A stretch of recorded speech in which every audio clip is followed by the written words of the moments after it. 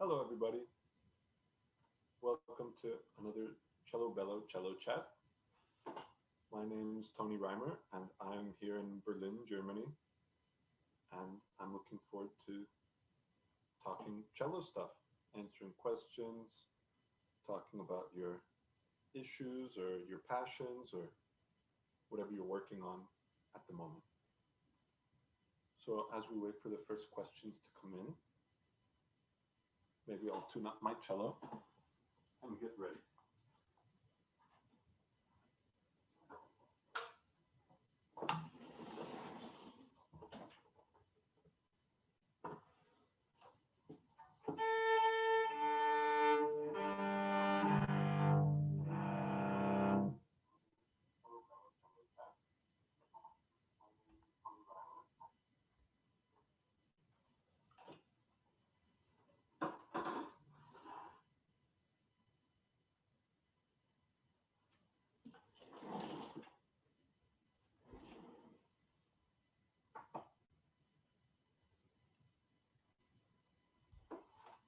Okay, so it looks like the first question has come in. Can you discuss the process of developing your personal sound/sound character? Every great musician has a sound that is identifiable. You know exactly who is playing without seeing them, whether it be Daniel Schafran or Lisa Weilerstein. How do we work on this and not become poor versions of our teachers or idols? Well, that's a juicy question to start out with. I think this question is probably more and more relevant as the years go by, because now with YouTube and Spotify and all the different ways we're able to hear pretty much everyone that makes a recording anywhere in the world play, we are less built, or our idea of playing is less based on where we're from and more based on a kind of global existence that we live in now. And we pick and choose the best from, or at least what we enjoy the most from all of our favorite players. So in a way, if everyone has the same taste, then everyone would sound exactly the same, because everyone would be picking and choosing the best things from either players from the past or current performers. How to avoid sounding like them, I think, has a lot to do with priorities and where you get your inspiration from. Now, a lot of people listen to recordings of pieces, including pieces that they're playing. And I tend to avoid listening to recordings of pieces that I'm currently working on. I love listening to music. I listen to all kinds of music all the time.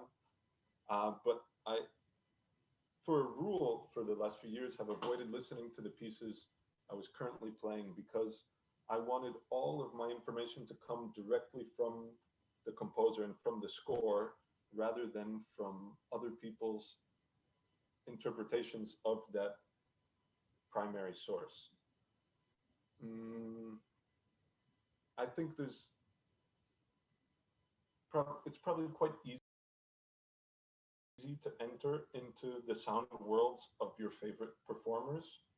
However, if you are really getting your information from the source of the score, then I think there's not very much risk of you in the end sounding like them, because your interpretation will be unique to you and your relationship to the score. So I think if you listen to every piece you're playing and you just are copying, then that can happen. But then people will be less interested in how you play it, because they'll have heard more or less that same interpretation before. So avoiding listening to recordings and just imitating, but rather spending more time with the score, I think, is the solution to that question. Okay, more questions have come in. Hi, thank you so much for your time. Could you please demonstrate how you practice intonation? Oof. That's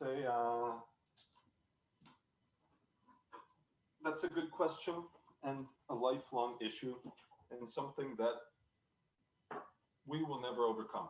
Pianists have it easy in that regard and difficult in many others. Oof. I'll just give you a few ideas. First, your ear is your ultimate guide as to what's in tune and not in tune. So a lot of people practice with tuners and try to match exactly all the notes in the scale with the tuner, but this leads to some very funny sounding intonation sometimes when you have a leading tone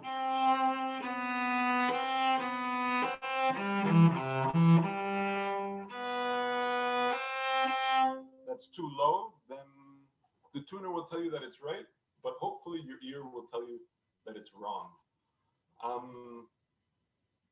So another thing you can do is try to match the natural resonance of your instrument. Now, it's much easier in some keys than others. If you're playing a piece in D major, then every time you have a D, you can practice very slowly. What's a good example? The beginning of the second Bach suite. It's quite easy on the first note, if you aren't playing open string, to hear whether your whole instrument is resonating and whether the open string is resonating. So if you start, you can actually see the string moving back and forth so much so that it almost touches the strings on either side. So you can do that also in different octaves.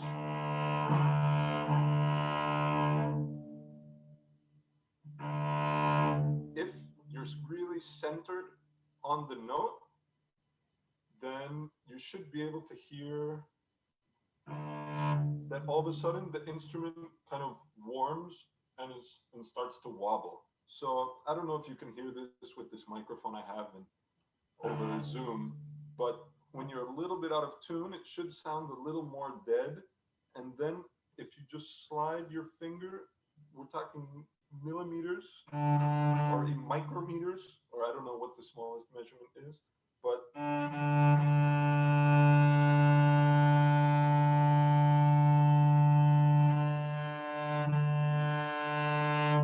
so I was gradually rotating my finger until I reached the sweet spot. So you can hear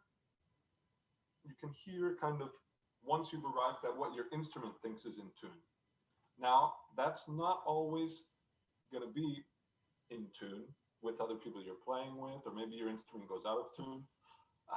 So, I mean, this is something that goes on in our daily practice.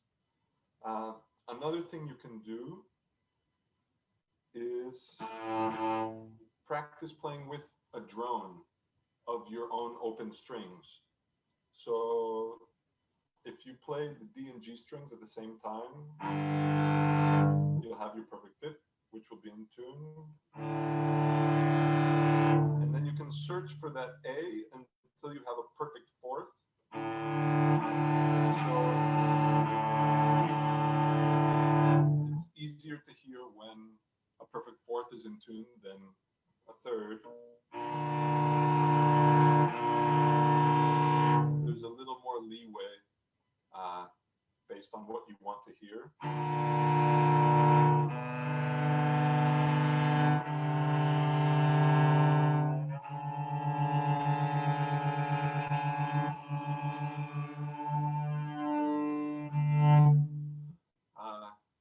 Yeah, those are just a few things. Let your ear be your guide, and don't go too crazy.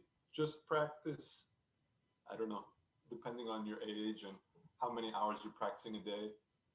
Don't spend your entire time practicing that. Practice maybe 15 minutes out of an hour or something if you're really having trouble with intonation, and then go back to practicing the music and other things. And then the next day, do it again. And gradually your fingers will start to improve their positioning and your intonation will start to improve. Okay. Next question. Flora Kamuset. What kind of online repertoire are you developing since March? Online repertoire meaning, I'm not sure I understand the question. Online repertoire meaning pieces, or just my ability to use the internet since I have to do all this streaming stuff, or pieces that are played online? If you could specify, then I'll come back to that question. Mari Carmen says, could you please teach us how to do a good spiccato? I have some problems with that because I don't know exactly which part of the arm we should use. Spiccato, okay. This is something that takes some people 10 seconds and other people 10 years. But I'll give you my 2 cents on it. So, oh, you can't really see my arm. Basically, a little bit like bouncing a basketball. When you're doing a successful spiccato, you're actually not doing that much work. When you're bouncing a basketball, the basketball is doing most of the work, and you simply receive the ball as it comes up and push it back down. But you don't follow the ball all the way down and up with your arm the whole time. So with spiccato, it's a little bit the same, where the bounciness of the bow caused by the tautness of the hair is what should be doing most of the work. So a lot of people try too hard with the arm and they have tension rather than kind of letting the bow do it by itself. So one way you can actually practice releasing your grip on the bow and getting comfortable with using the bow's bounciness is you can try just letting the bow bounce. I don't know if you can see this either, but if you just kind of hold the bow very gently in your hand and move it from the fingerboard to the bridge, it can actually bounce the whole time without you executing any kind of influence on it besides releasing it and letting gravity pull it down. And this is kind of the same principle that you want to use even if you're going side to side. So you don't actually go with your arm in an exaggerated gesture down and up, down and up. You kind of drop the bow each time and catch it at the top to drop it again. So if you want to try, you can actually start on the string and then you feel where there's a point where as you lift up a little bit in your bow arm, the bow will start to spring. And it's different for different bows as well, where it works best. But yeah, there's a little bit of an answer. Okay, Olen, do you have any advice for how to keep the hand more relaxed in double stops?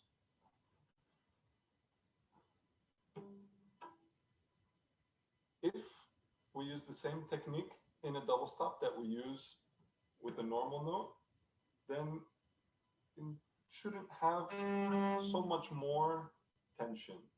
In a way, well, when we put a finger down, we don't want to be squeezing with our thumb here in the back. And the same principle applies for a double stop. So most of the weight going into the string should be coming simply from our arm hanging. So it's easier if you imagine the cello is this way and your hand's vertical, and you just kind of hang your finger there. And you can translate that feeling even when the cello's this way, but now you're at a little bit of an angle depending on how you sit with the cello. So with double stops, you're just doing that, but twice. So actually, in a way, it's more comfortable because you don't have to be lifting any fingers up. These fingers in the air are the ones that I have stress in when I'm playing.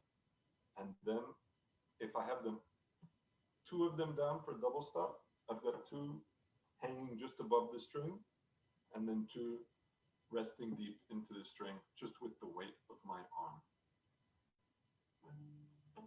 Another thing for double stops is if they're a melodic passage, don't try to vibrate both of them.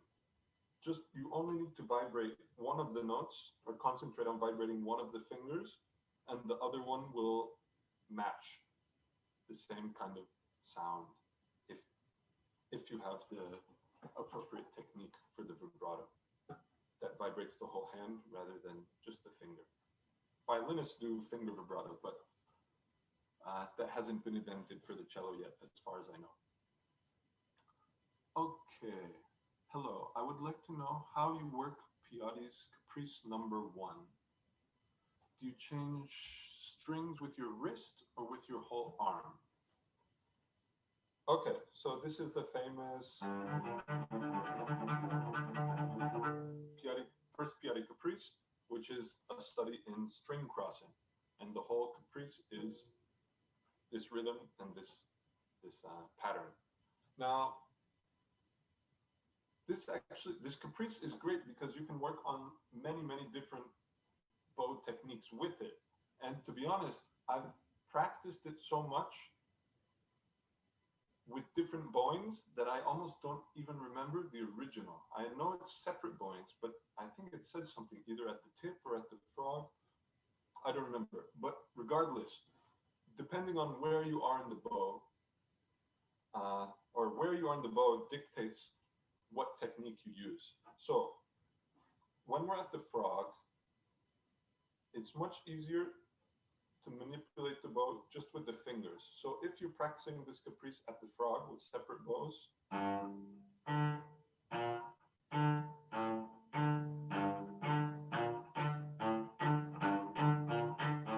then you want almost all the motion to be just in your hand. And you can even practice, it doesn't sound good, but it's just for your, to develop your technique, where you put your pinky on top and you try to really arrest any movement all the way till these knuckles. And then, without moving anything except your fingers, try to change the strings. And you can try this between all the strings, but it's good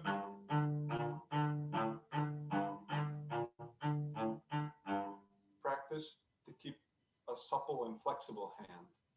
Now, if you're doing this at the tip, you'll find it's incredibly difficult to do it with just the fingers. So you actually are using the forearm as your main place of control and movement. So the hand does a little bit, but most of the motion is in the elbow.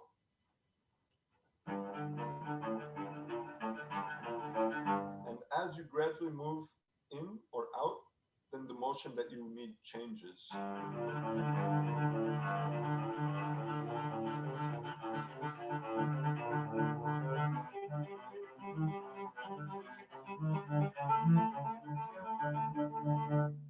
So even if you're doing it in a slur, you start out with fingers, then you add a little wrist, and then as you get to the tip, you're using the whole forearm and even a little bit of the upper arm. Okay, next question. Mr. Easy Study says, hi, I was just wondering how to play faster. Well, they say you can't play fast until you can play slowly. So if you really want to play faster, maybe it's a good idea to work on all the little things at a slow tempo before you start speeding it up. So if you take a Popper etude, it's supposed to be pretty fast, if I recall correctly, and there's a lot of notes, and it just keeps going and going and going. Now, to play fast, we have to use as little motion as possible. So it's very difficult to play fast if we take our left hand fingers all the way up here in between every note. Because then we have to go very, very far up and very far down with each finger. But if we are keeping everything very close to the cello, and for example, so we start out with second finger on the D string, open string, 4, and then 2 again. Now, if we want to eliminate extraneous motion and keep our motions as small and effective as possible, we use the second finger, and then we should use the open string as a chance to lift the second finger and relocate over the A string. So that after we use the fourth finger, our second finger is already there on the A string rather than still being on the D string. So that allows us to play. If our second finger is still over there, then we have to still be working on bringing the second finger back already by the time we need it to be ready to play. So eliminating these tiny things that could be slowing us down is another way to increase our speed. If you tell me more what kind of piece or what seems to be the issue with getting faster, then I can give a slightly more detailed question. Okay, let's go back. What music, so the question from before, what music will you be playing in coming months while we still aren't traveling much? So thanks to, well, yeah, as everyone knows, with COVID and the global pandemic, the music world has slowed down quite a bit. Traveling to play concerts has almost come to a standstill, at least internationally, between certain continents. And I think everyone felt it and is still feeling it. I've been doing more things, more projects here in Berlin and at home, enjoying going back to either pieces that I played a little bit but didn't feel like I really did justice to, or pieces that I'd never learned and I've always wanted to have the chance to spend time with them. So I was able to take this time without traveling. I've been here since March without leaving Europe, to really go and kind of play what I wanted to play again, as it was when I was younger. I could go into my lessons and say, I've been working on this piece, I want to learn how to play it, blah, blah, blah. But now, as I've gotten older, I find that I have to play whatever is coming up on the next concert or in a few months. And sometimes I'm really passionate about the piece and I really want to play it and feel like playing it. And other times I'm maybe thinking in a slightly different direction, but I have to refocus and recenter my interest and passion in whatever has to be performed, because there's nothing worse than walking out on stage and not feeling passionate about what you're going to play, or sitting in the audience and seeing someone walk out on stage and seem like they aren't passionate about what they're playing. So in a way, this has given me a chance to rekindle my own passion for specifically the pieces that I feel like playing, which is a nice feeling and also helps me for when there's a piece I have to play that I wasn't in love with before I had to start playing it, and I have to learn how to love it in the preparation for the concert. Okay. Could you please talk about your process for memorization and specifics of any mental practice you might do for memorization away from the instrument? Okay, that's a good question. And there's actually quite a lot you can practice without the instrument in your hands. Specifically for memorization.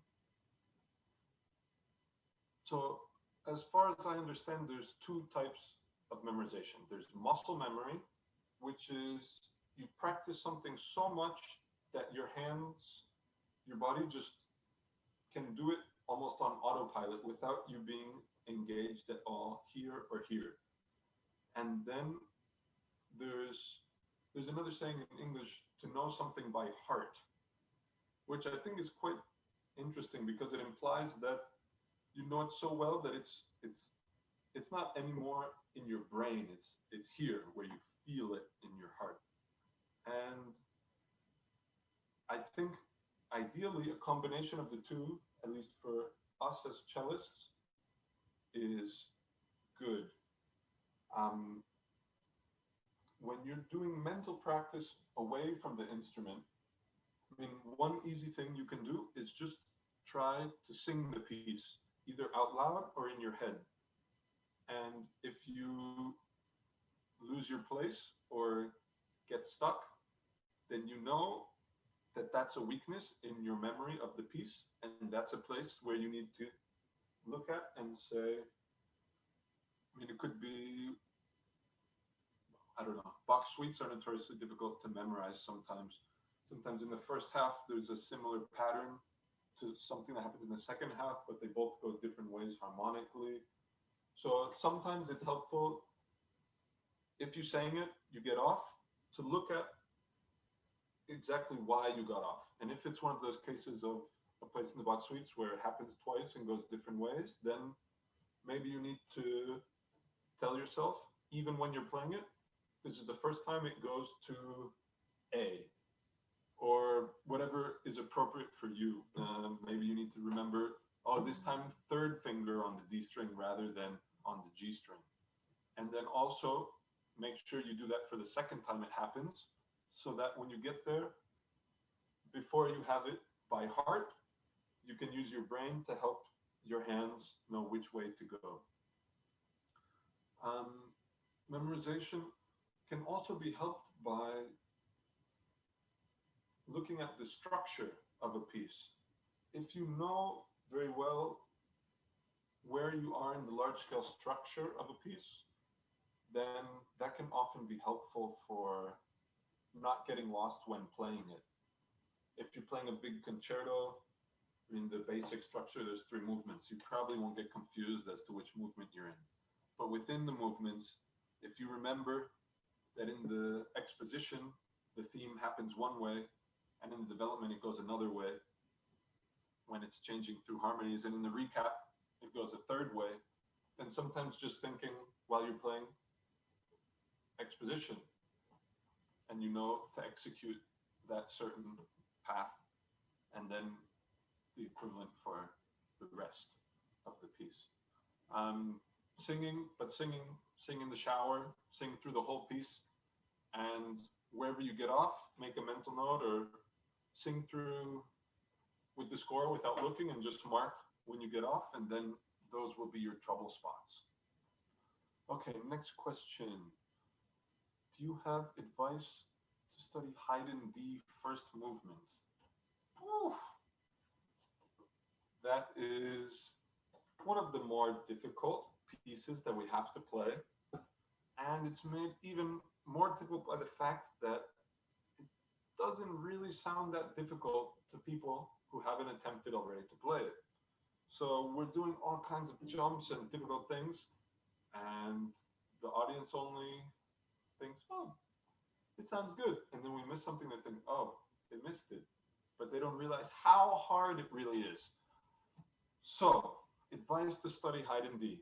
Well, get to know really well where your thumb is on A, first finger on D, and third finger on F sharp. That will avoid the first pitfall,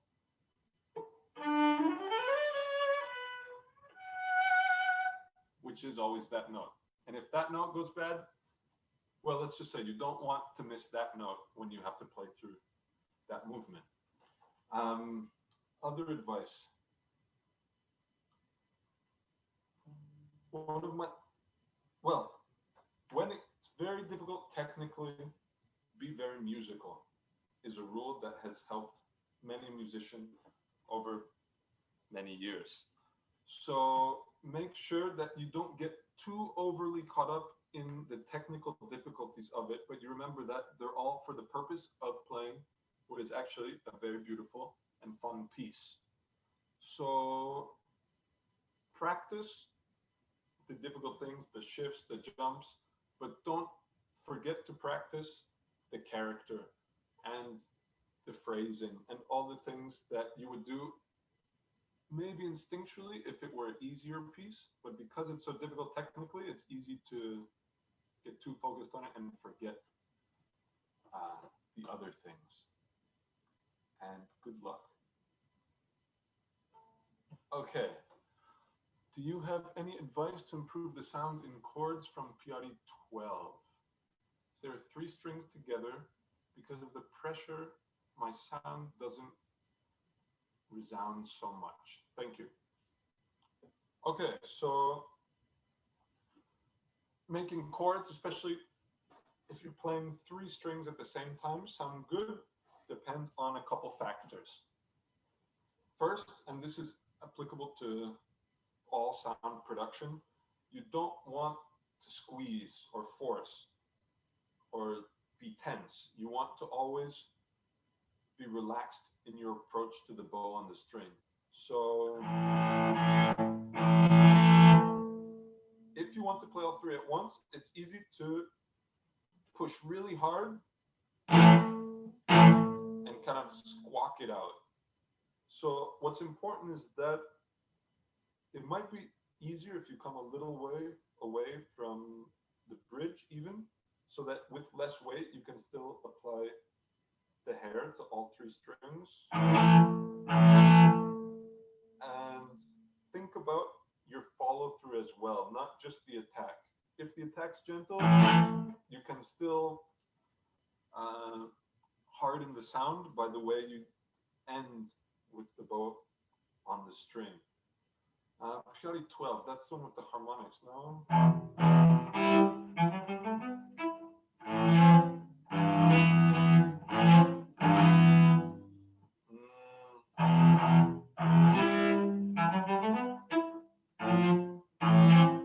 So because of the spiccato as well, well, something that will help is during this, make sure you end up in a place where you want, in the bow, where you want to be playing those chords. So you probably don't want to be here, but maybe so work on your bow distribution. Travel a lot on the first chord so that you're somewhere in the middle for the chords.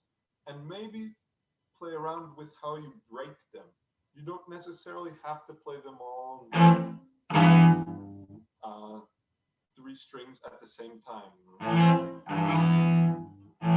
Sometimes you can turn them into almost more melodic sounding things rather than harmonic. If you think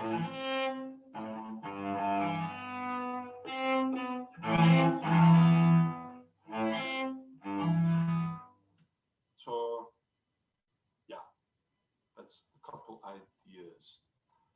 All right, next, what is your favorite piece to perform?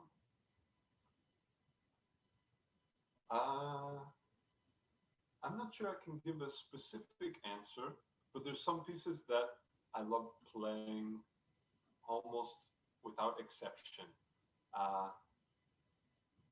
And there's some pieces that I love to listen to and I love to practice, but they're just so scary that I don't really like to perform them. So pieces I'd like to perform would be Schubert Cello Quintet, the second cello part.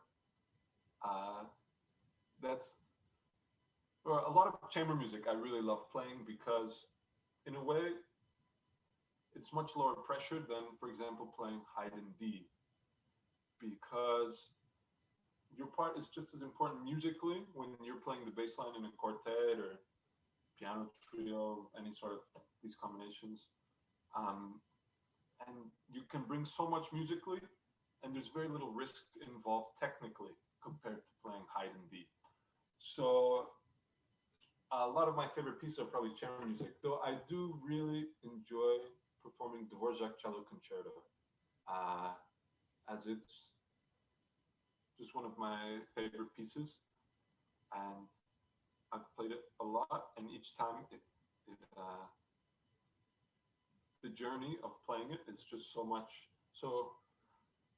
such a big emotional trip that it's really, I feel exhausted afterwards, but always thrilled to have had the opportunity to play it again.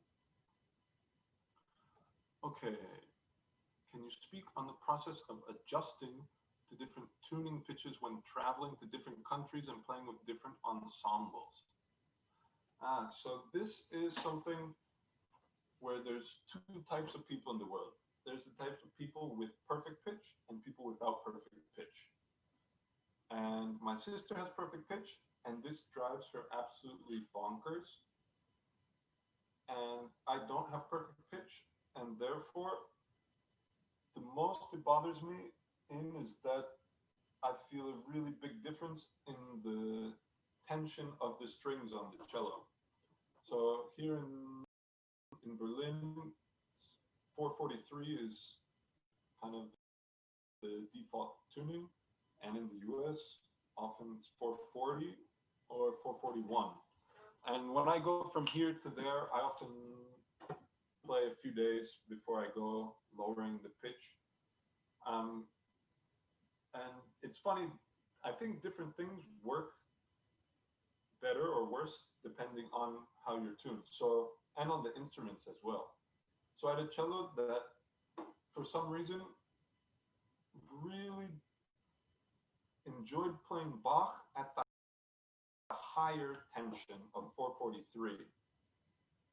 And I'm not sure why, but the resonance was just so much easier to make. Maybe it's because there was more tension, so everything spoke faster. I mean, it's a very subtle difference. But if you know where you're going and you start practicing a little bit before, then I think it can be easier than just having to show up and all of a sudden in the rehearsal tune to something else and go without giving your ears or hands a chance to adjust. For those with perfect pitch,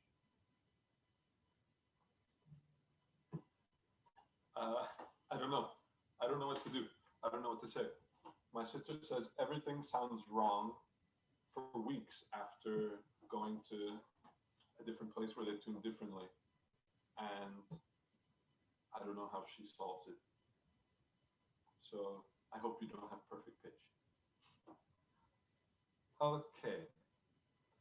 Next question. Is it possible for someone to improve cello techniques watching cello postcard?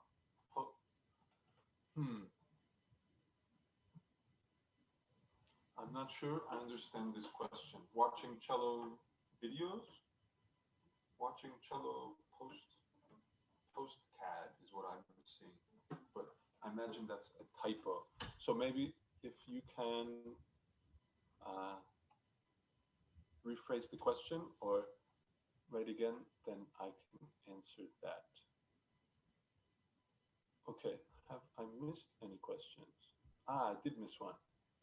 How do you study exercises for bow control? Okay, so there's a lot of exercise books written for different things, thumb position, intonation, all kinds of different things.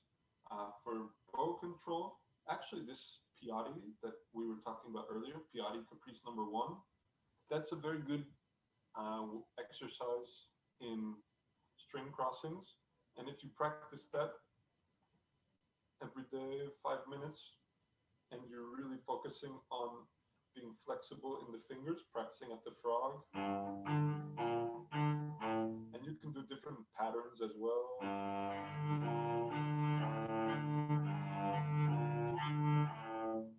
Basically anything can imagine in terms of patterns for bowing, wear in the bow, volume, how fast, how slow, changing strings, playing in a different key.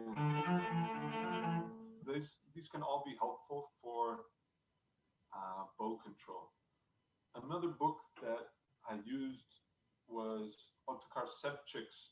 I think it's originally for violin, but there's also a transcription of the book for cello, which has, I don't remember exactly, there might be one book for the left hand and another book for the right hand, but I did a lot of the exercises in the book for the right hand. I don't remember a lot of them now, but there's also a Duport etude, which is quite good, but I don't remember exactly which number it is. But if you look up the Duport book, there's one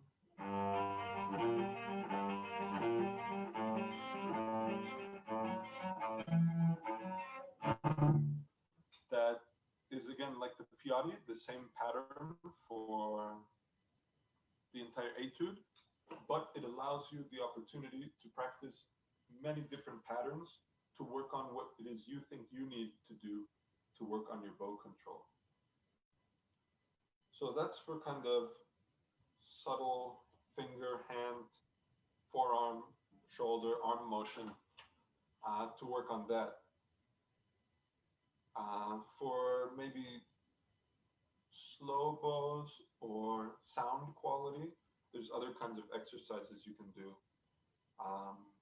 For a while, I was just practicing every morning the cello and piano duo movement from Messiaen's Quartet for the End of Time with a metronome there, just trying to work on the slowest bow I possibly could. And I was getting slower and slower with the metronome each day to see how far I could actually go. I mean, these are all exercises, but if you apply them to music, then it even brings another layer of difficulty to it because you want it to sound actually good.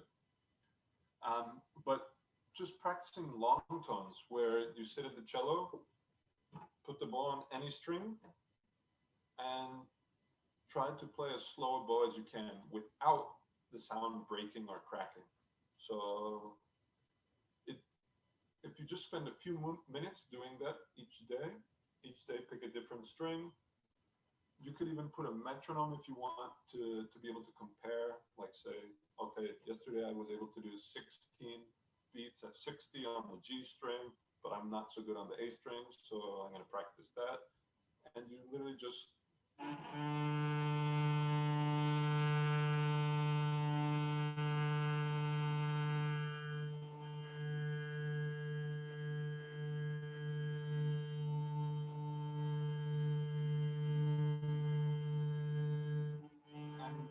back the other way, and it can help you also moving so slowly to feel how the weight changes going into your connection with the bow. So at the frog, you don't pronate as much as at the tip, where you need to increase the connection here in the first finger. So as you do the slow bow, you can feel slowly how your hand turns and how the weight is changing just within your hand as it moves. So these are little things that if you practice them for a while, just a little bit each day, as any habit, you build up the habit and then you get better at it. And eventually you don't have to think about it anymore because you've already inculcated it into yourself and your playing. So there's a couple ideas for you. What was your name? Where was that? Felipe. Yes. Okay, going right on. Here's the question from before. Is it possible for someone to improve cello playing without a teacher? Just watching teachers cello teachers on YouTube? I would say for sure. Though,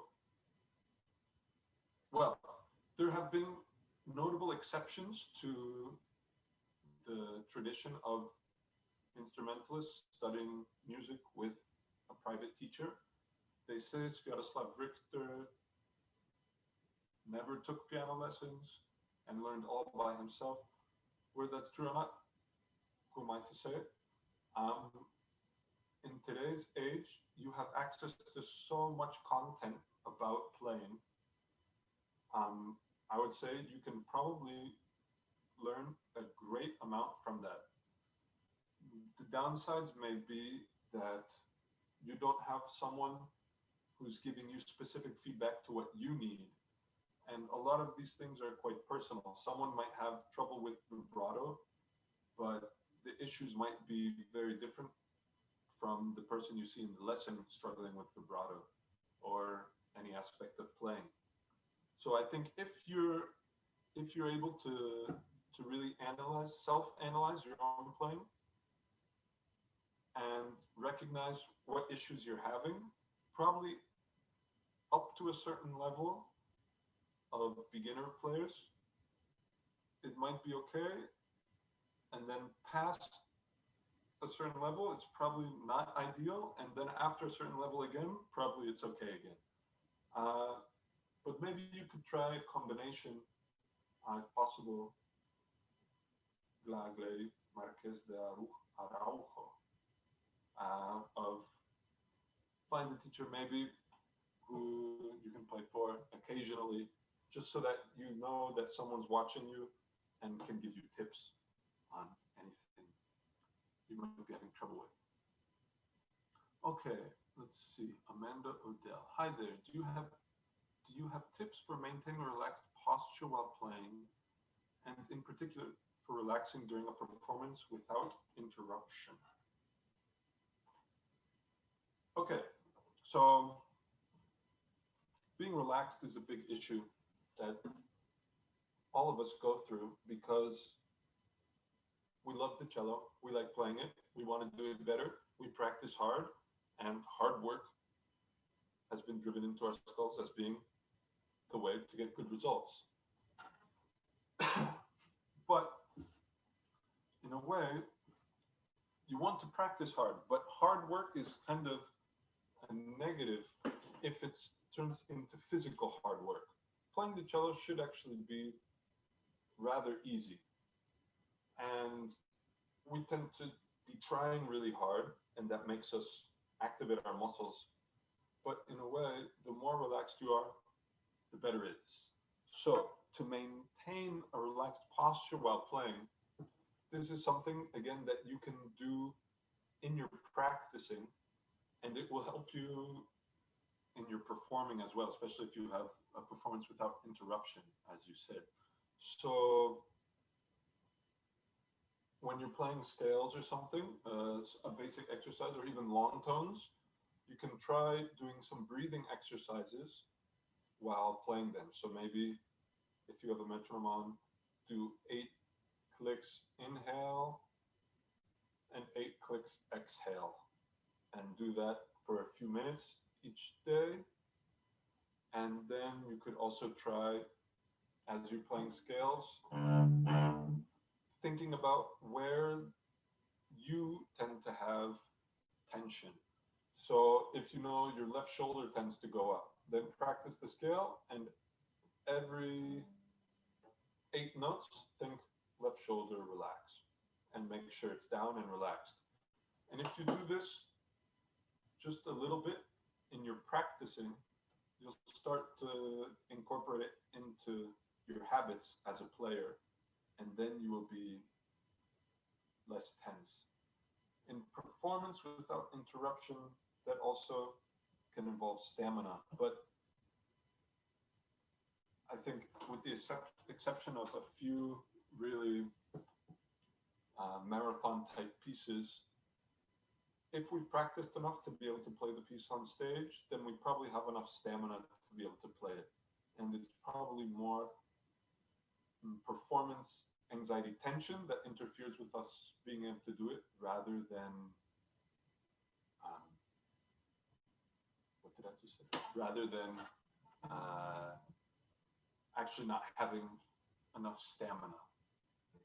So try the breathing exercises and maybe centering while you're practicing or doing playthroughs or whatever of your pieces. Every 15 seconds, think about your tension spots and make sure to relax them.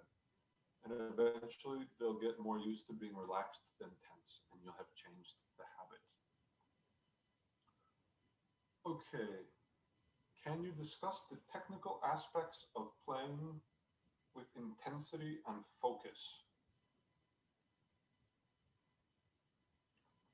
Okay, intensity and focus in the sound often come from the following. So our vibrato can add a lot of intensity with width and speed. So the wider it is and the faster it is, the more intense something can sound. And with the bow, the closer to the bridge you are and the slower you bow, the more tension there is. If you do practice these long tones where you're just playing open string with a really slow bow, the closer you are to the bridge and the slower your bow, the more tension there is in the string and in the sound. So, and when the tension gets to be too much, then the sound breaks. So actually, when performing, the closer you get to the bridge, and the closer you get to the sound breaking but not breaking, then the more tension you can add into the sound. So I'll just give you an example of how to build tension with the bow. Here, there's very little tension. Here, there's a little more.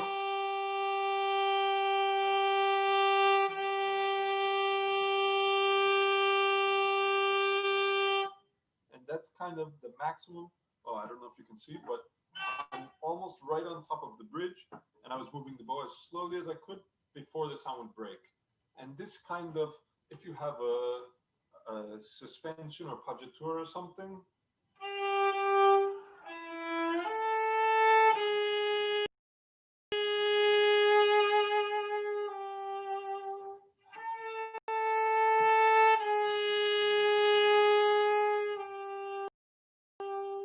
then this kind of slow bow close to the bridge, really deep in the string, can add tension to the actual sound quality. Now, there's other kinds of no vibrato, kind of medium road bow speed. There's not a lot of tension in any, or intensity in anything. But you add some vibrato and a really passionate face.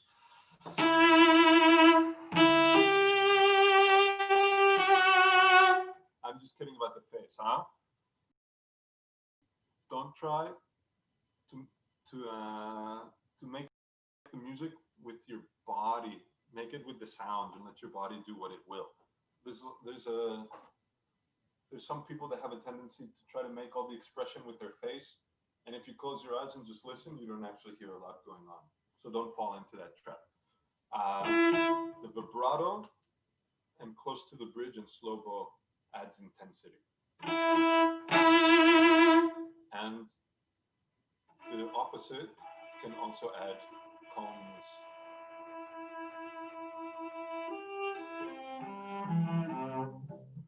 Okay. My issue is relaxing my right shoulder when practicing Piatti 1, for example.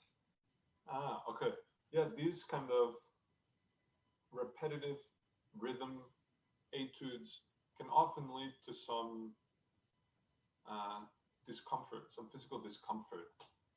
It's important not to practice them too much. If you practice Piatti 1 4 hours straight without stopping, I imagine anyone in the world would have discomfort somewhere.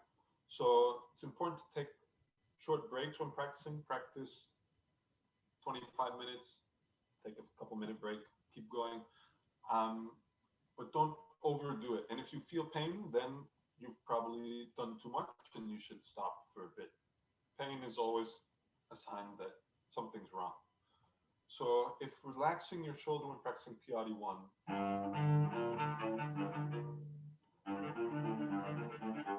that could happen if you're actually using the wrong part of the arm to execute the stroke. So if you're practicing at the tip, but trying to use your shoulder to move the arm, then I imagine you have to use these muscles to move a lot. So if you try to move the action lower in the arm to the elbow and a little bit in the wrist, then hopefully your shoulder can just be resting rather than moving.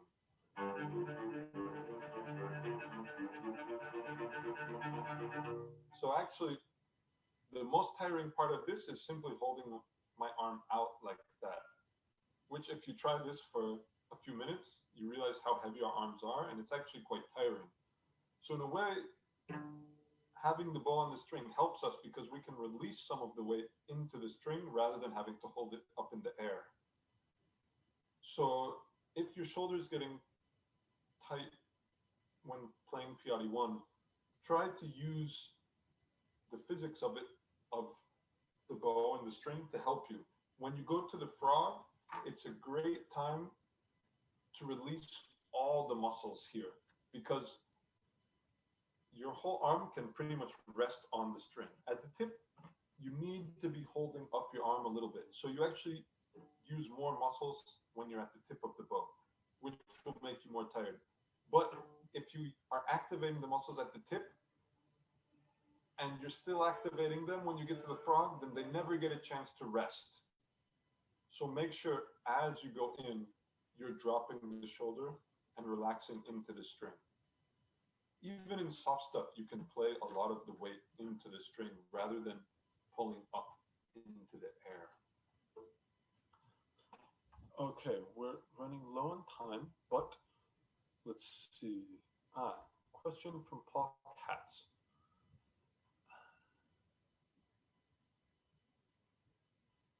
Could you talk a little bit about differences / similarities you feel between music making in Europe and in the States?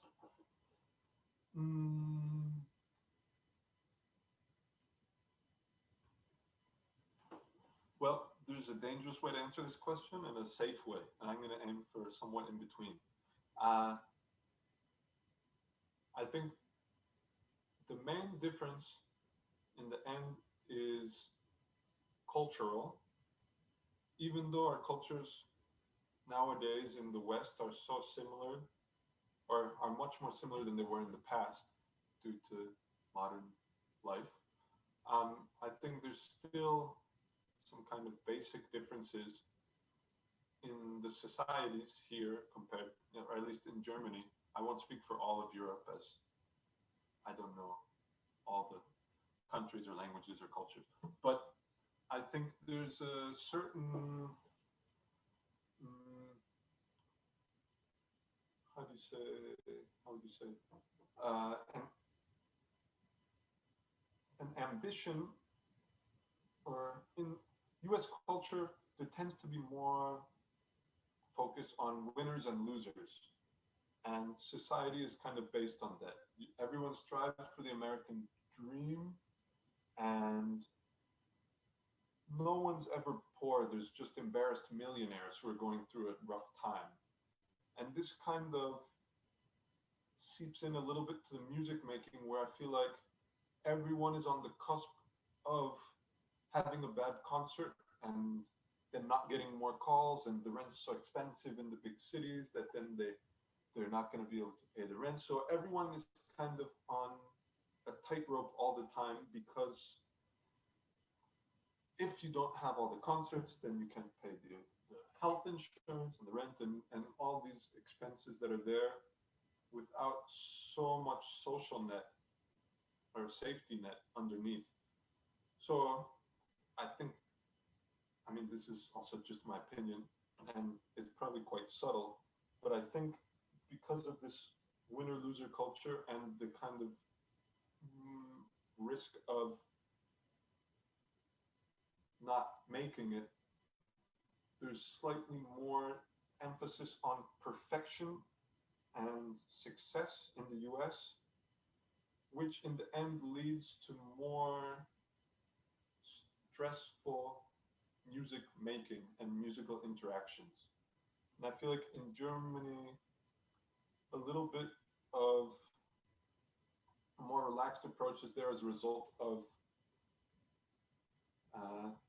the government supporting art more and everyone having cheap and affordable healthcare. And so musicians aren't always accepting every last gig and doing everything, even things they don't want to do, just to make ends meet, as they're in the US, because here